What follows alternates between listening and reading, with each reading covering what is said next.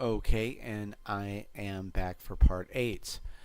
So we just talked about that, about this target priority, or the AI for minions and guardians have this. Of course, champions reside in the chambers of the dungeon, so they don't have that. But again, you'll never know what champion monsters in the dungeon or in the chamber. And we're going to talk more of that in a few pages from now. Lastly, closing out this part, tracking. That it's not that easy to lose a guardian. I put a lot of thought into the monsters, and to give players some serious opposition. To give them some just a tough challenge. So let's go back here. Let's say Lord Blackhand was attacking Enwyn. You would take like tracking tokens, like these two matching ones. You'd put one on Lord Blackhand's card and one on Enwyn, and that means that he's going to track her until he's killed or he kills Enwyn. So that's what tracking tokens are. Put a lot of thought, guys, into this, into the monsters here. And real quick, okay, I'll be very quick with this. There is 87 unique encounters in the game, all with unique art. This is for the encounter phase. So this is actually a piece of art from one of the encounter cards, and I'm not going to give you spoilers, but see how there's a chain in this well. Well, there's a strength test you have to do for this encounter, and something will come out of the chain. It could be pretty good.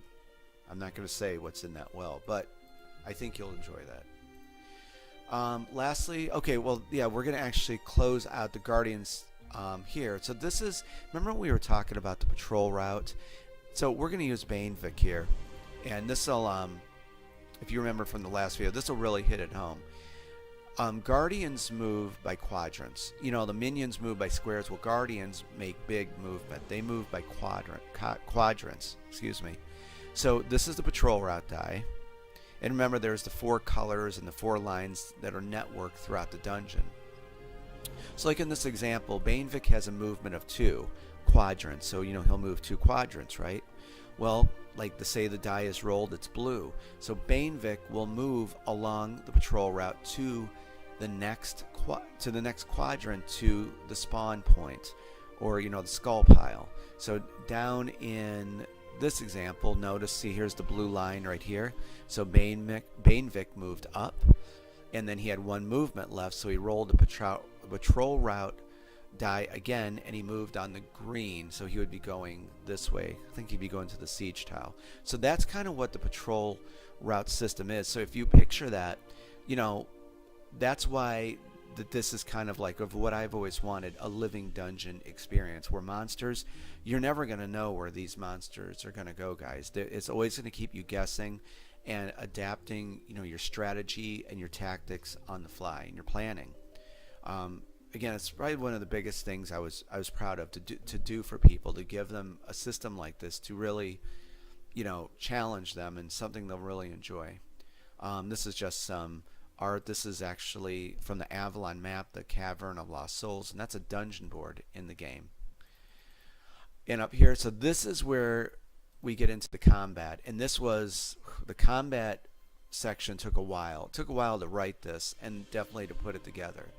So there's that, and right here there's 2 different forms of combat I made. Uses the same system, but there's dungeon combat where your heroes are going to be fighting the minions and guardians, and chamber combat is where you're going to be fighting the champions, and we kind of touched on that. So this is what this deals with. And then these are the 6 different warfare types. We talked about this before. There's physical, ranged, arcane, mythical, spiritual, and chaos, and these are the dice that you use.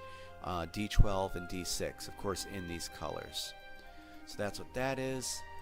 And then this is more about, these are all examples. I was very descriptive on every form of combat for you. As I said, this isn't really a rule book, it's a Bible.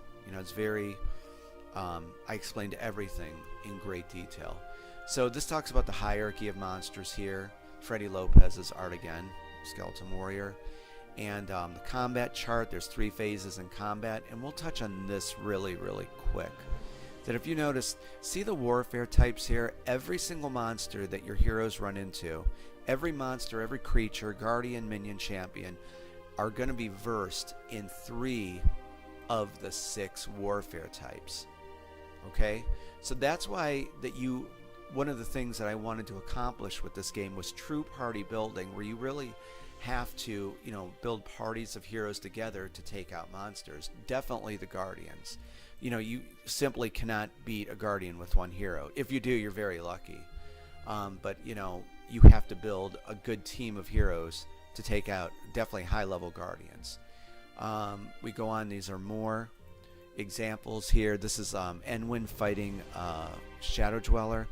And I use this, I know I call them battlescapes, but see how there's this 3D background here, the thing, and I thought that this was a very cool way to show the combat system, and that it's very thematic, and I don't know, just looks pretty cool, and it's a good way to explain everything.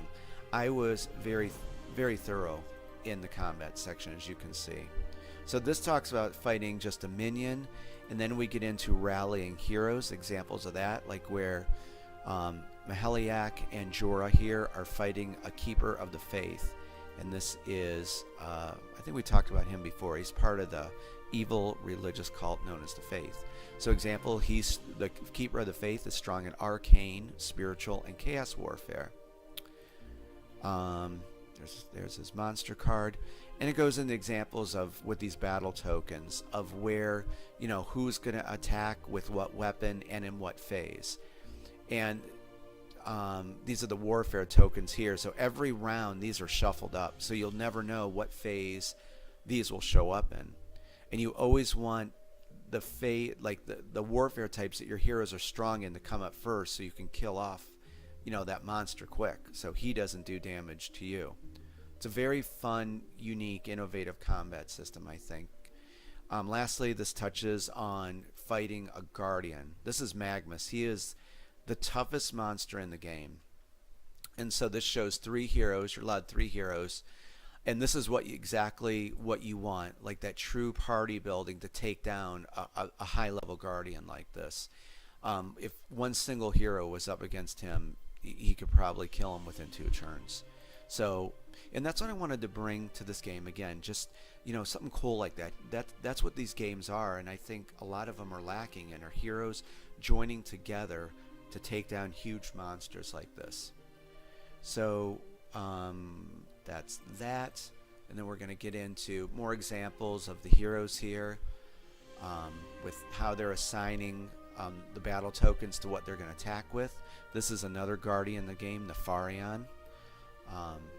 Really another deadly guardian right there. And then counterattack. Real quick, heroes start the game with counterattack, and what that does is, in the monster phase, monsters, of course, attack the heroes. Heroes have to defend in all 3 phases. However, when a hero uses counterattack, that will allow them to attack back in one phase of combat. One that they're going to be strong in. So like in this example, Maheliak activated counterattack, and he is attacking back in phase 2. Which makes sense because Maheliak is very strong in chaos warfare, so he can put some damage on Banevik here. Yet another guardian, Banevik. Freddy Lopez, amazing. His art is just sensational.